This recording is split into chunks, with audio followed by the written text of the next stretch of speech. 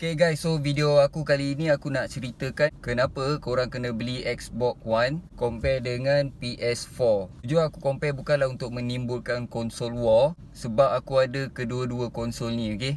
Tapi dengan tujuan untuk memberikan alternatif lain untuk korang main game di musim PKP ni. Sebab aku tahu mostly sekarang orang cari gaming konsol untuk dia isi masa lapang lah. Dia duduk dekat rumah kan, so tak ada apa benda nak buat, dia bosan, so dia cari konsol game untuk dia main game. So bagi sesiapa yang first time tengok video aku, korang boleh subscribe channel aku dan korang boleh tekan like dan tekan notification supaya jikalau ada video-video terbaru yang aku publish, korang boleh tengok juga. Okay, stay tune.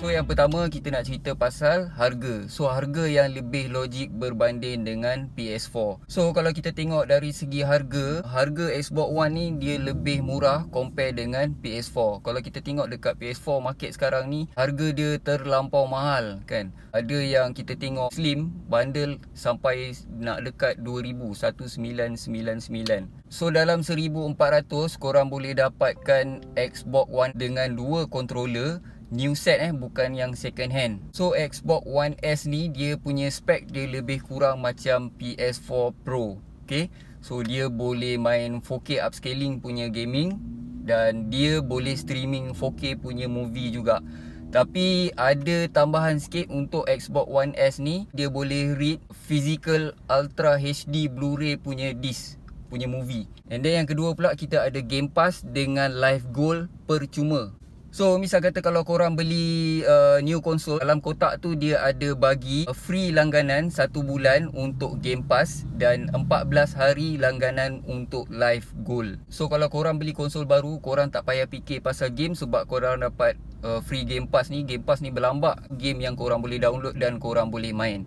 Dan sebab dia dapat Live Gold juga, korang boleh online free juga selama 14 hari. Dan walaupun korang tak beli new console, korang beli konsol yang second hand, bila korang create account baru Microsoft, korang boleh dapat offer langganan Game Pass Ultimate dengan harga $1 sahaja untuk 3 bulan. Okay, and then kita cerita lebih lanjut tentang Game Pass. So apa tu Game Pass? Okay, Game Pass ni dia macam Netflix, korang bayar bulan-bulan. So korang boleh tengok apa-apa movie yang ada dekat dalam Netflix tu. So sama juga dengan Game Pass, bila korang subscribe Game Pass, apa-apa game yang ada dalam Game Pass tu korang boleh download, korang boleh main. Janji korang bayar je tiap-tiap bulan. So dalam Game Pass tu dia ada beratus game, memang banyak. Dan dalam Game Pass juga dia bukan hanya ada Xbox One punya game, dia ada Xbox 360 punya game juga. Kalau misal kata sebelum ni korang pernah main Xbox 360, ada certain game Xbox 360 yang ada dekat dalam Game Pass, dan juga ada certain game Xbox first generation punya pun ada juga di dalam Game Pass juga. Every month Game Pass tu dia punya game dekat dalam tu ada yang dia akan berubah-ubah. So dia ada tambahan game baru. Setiap bulan dia ada je game-game baru yang dia akan masuk dekat dalam Game Pass tu. So dia akan bertukar-tukar lah.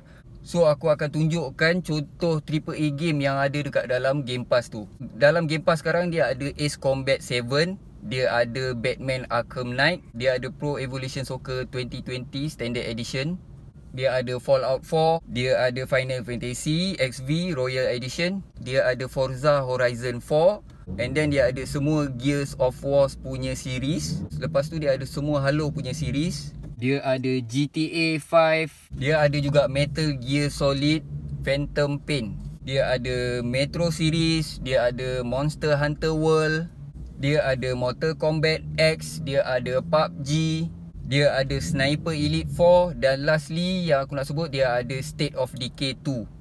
Okay, kita nak cerita sikit pasal State of Decay 2. State of Decay 2 ni dia zombie apocalypse punya game macam Days Gone, tapi dia punya gameplay macam korang tengok cerita The Walking Dead. Dia ada community, korang kena build up korang punya community, boleh locate survivor, boleh lawan hostile daripada community lain. Okay, so game tu memang best lah. Korang boleh try State of Decay 2. Okay, and then kita nak cerita pasal Live Gold. Live Gold ni sama seperti PlayStation Plus juga. So untuk korang main online multiplayer, korang kena subscribe Live Gold juga. Dan seperti PS Plus, Live Gold juga dia ada free game setiap bulan. Sama juga macam PS Plus. So awal video aku tadi aku ada sebut pasal Game Pass Ultimate. So apa tu Game Pass Ultimate? So Game Pass Ultimate ni adalah gabungan antara Game Pass dan Xbox Live yang korang boleh beli dengan satu harga saja. So tak payah nak beli divide harga lain. Harga dia lebih murah lah untuk Game Pass Ultimate ni. Okay, and then kita nak cerita pasal region Argentina. So kalau korang tanya Xbox punya owners, diorang asyik sebut pasal region Argentina. So aku akan ceritakan apa maksud region Argentina ni. So kalau kita tengok macam PS4, dia divide by region, region 1, region 2, region 3 lah yang korang tahu. Tapi kalau untuk Xbox, dia divide by country. So dia ada Argentina, dia ada Turki, dia ada Singapura, dia ada US. So dia ikut pada negara. So kenapa region Argentina? Bila korang create account tu, korang boleh set korang punya account tu region Argentina. Disebabkan kalau kita punya mata wang compare dengan Argentina ataupun Turki ni, kita punya mata wang ni lebih tinggi. Maksud dia bila korang beli game dengan region Argentina ni ataupun Turki, bila korang convert balik pada duit korang, harga dia lebih murah compare dengan kalau korang guna region Singapore ataupun korang guna region US. Okay, so macam contoh aku subscribe Game Pass menggunakan region Argentina. Sebulan aku bayar dalam RM27 lebih, tak sampai RM28 lah. Compare dengan kalau kita set pada region Singapore ataupun US, so korang mungkin kena bayar dalam 30 lebih. So dah boleh save dah dekat situ. Tapi untuk korang set region Argentina ataupun Turki ni, korang kena Google, kena cari valid address. Sebab masa register tu korang kena letakkan address rumah korang yang membuktikan korang duduk dekat Argentina ataupun Turki. So alamat ni, address ni korang boleh Google je. So bila korang guna region Argentina, korang nak beli digital game pun dah murah. Dan bila korang guna region Argentina juga, macam contoh tadi korang subscribe Game Pass Ultimate, so korang dapat offer $1 kan. So itu kalau korang guna region US. So kalau korang guna untuk region Argentina ni, bila convert balik dia dalam RM3 je, tak sampai RM3. Last kali kita nak cerita pasal EA Access. So EA Access ni seperti yang korang tahu, ada juga terdapat dekat PS4.